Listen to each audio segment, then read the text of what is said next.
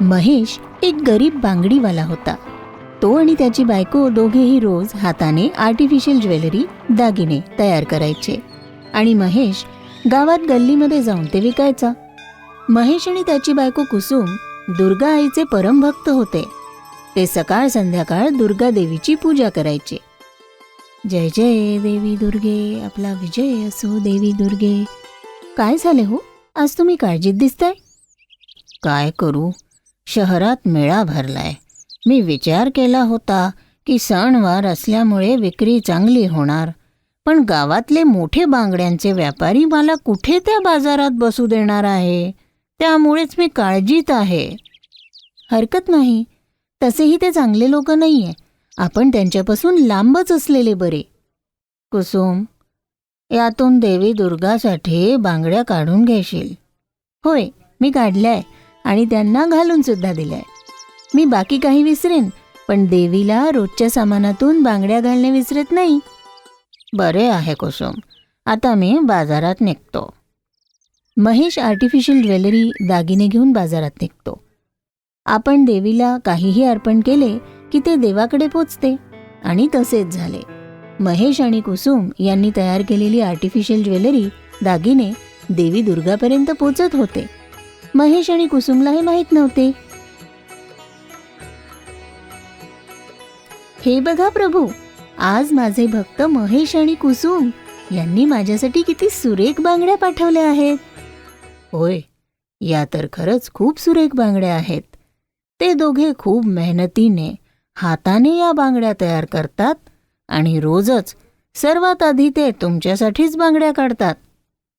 तर आता देवी दुर्गा, बांगड्यांच्या बदल्यात काही तर आपल्या भक्तांना दिलेच पाहिजे. स्वामी, वेळ आल्यावर मी अवश्य हे काम करणार आहे. एका दिवशी महेश गावाच्या एका गल्लीत बांगड्या विकत होता.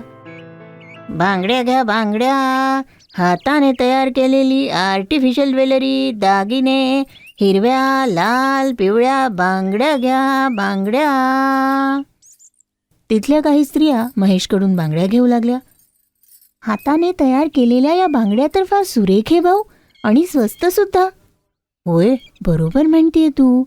गावाच्या मोठ्या बाजारात तर बाकी बांगडीवाले खूपच महागाच्या बांगड्या देतात. आपण अगदी थोडेच विकत घेऊ शकतो. महेश भाऊ, तुमच्या हाताच्या तयार केलेल्या बांगड्या खूप सुरेख आणि मजबूत असतात. आपला धन्यवाद. ही सर्व देवी दुर्गाची कृपा आहे.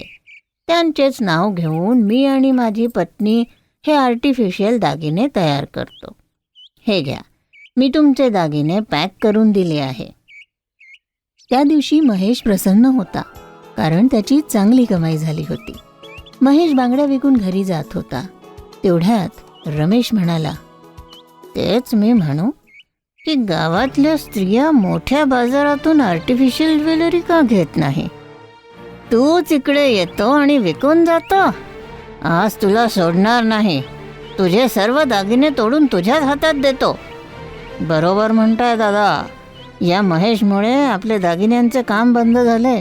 याचे पैसे हिसकावून घ्या आणि मारून याला पिटाळून टाका. त्यांनी त्याला मारले आणि त्याचे दागिने सुद्धा तोडून टाकले. तो तिथेच बेशुद्ध झाला.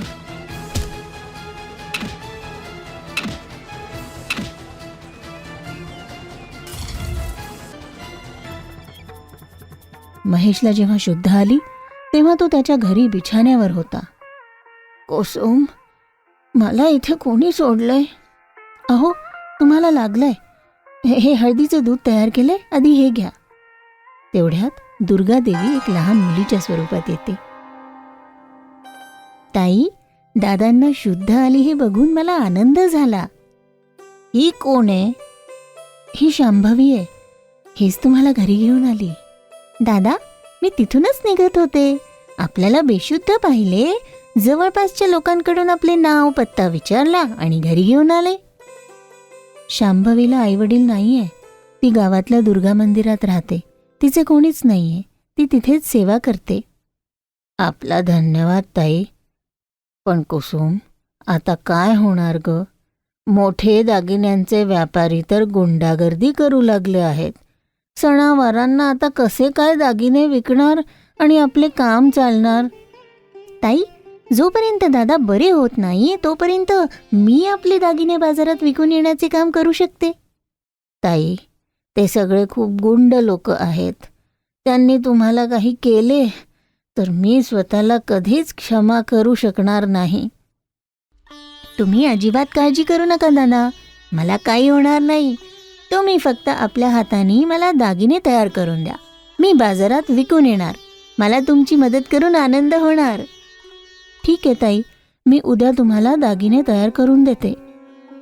पुढच्या दिवशी कुसुम शांभवीला आर्टिफिशियल दागिने, बांगड्या वगैरे तयार करून देते आणि नियमानुसार काही बांगड्या देवी दुर्गाच्या हातात घालते. त्यानंतर शांभवी ते दागिने घेऊन गावातल्या गल्ल्यांमध्ये न जाता सरळ बाजारात जाते. आर्टिफिशियल दागिने घ्या, सुरेख लाल, निळ्या, पिवळ्या, गुलाबी सुंदर बांगड्या घ्या. शांभवीला तिथे बांगड्या विकताना बघून मोठे व्यापारी विचार करू लागतात. अरे, ही कोण नवीन मुलगी आली आहे, इथे बांगड्या विकते? हिला माहित नाही का की हा बाजार आमच्यासारख्या मोठ्या व्यापाऱ्यांसाठी असतो? चला, इथून आपण हिला दूर करू. ही काय बांगड्या विकते इथे? सगळे हिच्याकडूनच बांगड्या घेतात ते. चला चला, निघा इथून. या मुलीकडून कोणीच बांगड्या घ्यायच्या नाही. चला, जा इथून. आणि हे मुलगी, चल निघ इथून. गेली नाही तर तुझे सगळे आर्टिफिशियल दागिने, बांगड्या आम्ही तोडून टाकणार. चल, जा इथून. मला असं वाटतं की तू अशी ऐकणार नाही. आता तुझी टोपली रस्त्यावर फेकायलाच लागणार. अरे अरे, ही टोपली उचलली का जात नाहीये? अरे भाऊ, जरा मदत करतं. ही टोपली तर जमिनीला चिकटूनच गेली आहे. अरे भाऊ, ही टोपली तर खूपच जड आहे रे. आपण दोघंही टोपली उचलू शकत नाहीये. तुला आम्ही नाही सोडणार, दाखवून देणार तुला. अच्छा, चला, तुम्हाला जरा वारं खाऊ घालते. चला, फिरा. अरे अरे, कोणी वाचवा. अरे हे काय? अरे, आम्हाला खूप त्रास होतोय. आम्ही असे असे काय फिरतोय? अरे वाचवा, आम्हाला सहन होत नाहीये. आम्हाला क्षमा करशील ताई? तुम्हाला सोडून तर देणार, पण आधी शब्द द्या की महेश बांगडीवाल्याला त्रास देणार नाही आणि असेच कोणाही गरिबाला त्रास देणार नाही. नाहीतर मी पुन्हा असेच करणार तुमच्यासोबत. मी तुमच्यावर दृष्टी ठेवणे. अरे, आम्ही शब्द देतो ताई, आम्ही शब्द देतो. महेशात काय, आम्ही कोणाही गरिबाला कधी त्रास नाही देणार. ते शांभवीकडून क्षमा मागतात. शांभवी सगळे दागिने आनंदाने विकून घरी येते आणि ती कुसुमला भरपूर पैसे देते. हे बघा ताई, मी सगळ्या बांगड्या विकून टाकल्या आणि मी त्या बाकी लोकांना असे काही समजवले की आजच्या पुढे ते दादांना कधीच त्रास नाही देणार. हे बघा, ते क्षमा मागायला आलेले आहेत. महेश दादा, आम्हाला क्षमा करा. यापुढे तुम्ही सुद्धा मोठ्या बाजारात दागिने, बांगड्या विकायला येऊ शकता बरं. आम्ही तुम्हाला अजिबात अडवणार नाही. होय होय महेश दादा, आम्हाला आमची चूक कळून चुकली आहे. आम्ही आपल्याशी क्षमा मागायला आलोत. आम्हाला क्षमा करा. हरकत नाही, मी तर आपल्या कोणत्याच गोष्टीचे वाईट मानले नाही.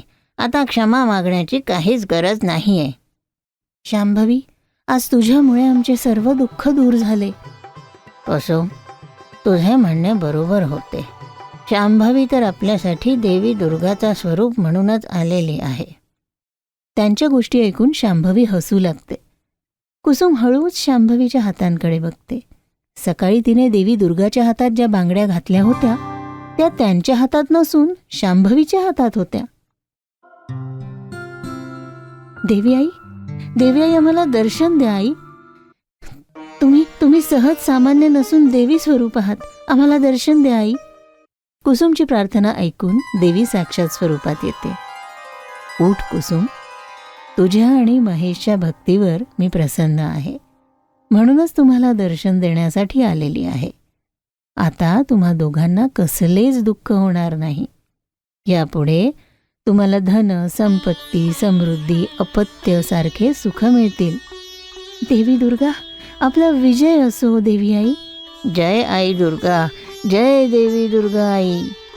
आणि या प्रकारे देवी दुर्गा महेश आणि कुसुमला दर्शन दिल्यानंतर अंतर्ध्यान होते.